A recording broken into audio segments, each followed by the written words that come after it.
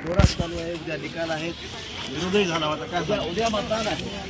उद्या मतदान निकाल आहे आणि पतंगच पतंग 3 दिवसासाठी पतंगच पतंग. आज आसमानमध्ये पतंग, उद्या ईव्हीएम मध्ये पतंग आणि 16 तारखेला पतंगच पतंग.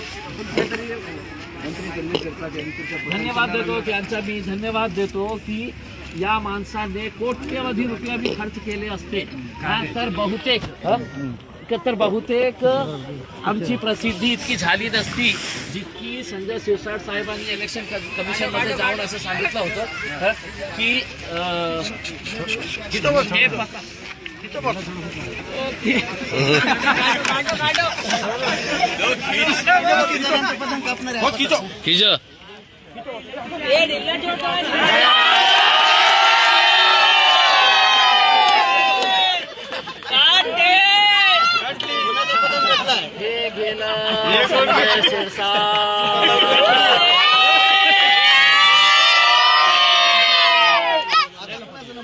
आता भाजप